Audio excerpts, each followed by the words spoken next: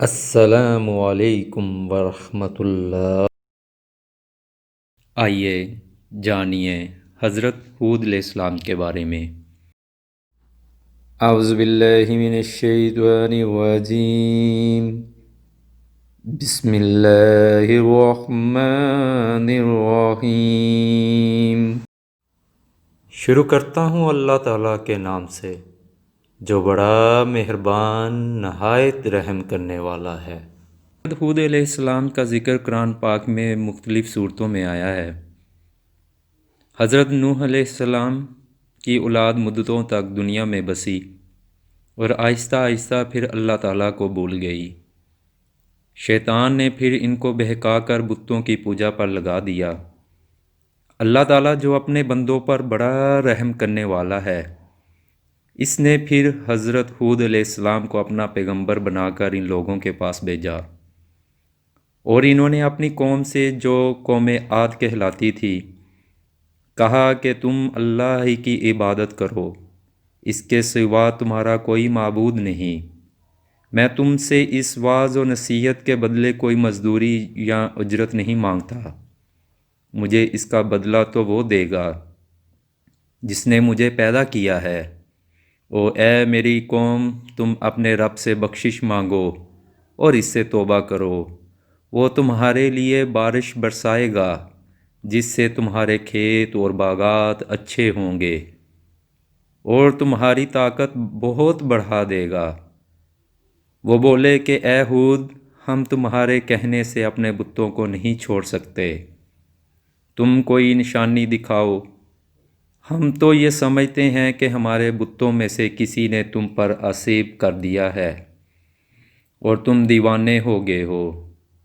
حضرت ہود علیہ السلام نے کہا، تم سب مل کر میرے لیے جو تدبیر کرنی چاہو کر لو اور مجھے مہلت بھی نہ دو۔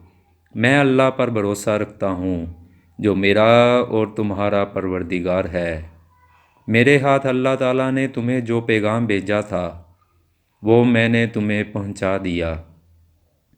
اگر تم میرا کہنا نہ مانو گے تو اللہ پاک تمہاری جگہ اور لوگوں کو بسا دے گا اور تم اللہ تعالیٰ کا کچھ نقصان نہیں کر سکتے۔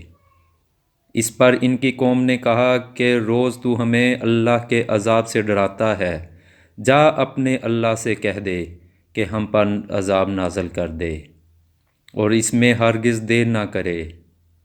حضرت ہود علیہ السلام پر جو ایمان لائے تھے وہ غریب اور کمزور تھے، اور جو کافر تھے وہ مالدار اور سردار تھے۔ ان سب نے حضرت ہود علیہ السلام کا مذاق اڑایا۔ آسمان پر ایک بادل نمودار ہوا جسے دیکھ کر یہ سمجھنے لگے کہ بارش ہونے والی ہے، حالانکہ وہ عذاب الہی تھا۔ حضرت ہود علیہ السلام کو اللہ تعالیٰ نے بتا دیا تھا کہ یہ عذاب ہے، چنانچہ وہ ایماندار لوگوں کو لے کر بستی سے باہر چلے گئے۔ اس بادل کے بعد آندھی آئی جو 8 دن اور 7 رات تک متواتر چلتی رہی، یہاں تک کہ سب کافر مر گئے اور نیست و نابود ہو گئے، اور اس طرح ایک بار پھر اللہ تعالیٰ کی زمین کافروں اور مشرکوں سے خالی ہو گئی۔ اگر آپ ہمارے چینل پر نئے ہیں تو اس کو سبسکرائب کیجئے اور اس ویڈیو کو لائک اور شیئر کیجئے، یہ ہمارے لیے صدقہ جاریہ ہے، اور اللہ تعالیٰ ہم سب کی بخشش اور مغفرت فرمائے۔ اپنے پیاروں کا بہت سا خیال رکھیے۔ اللہ حافظ۔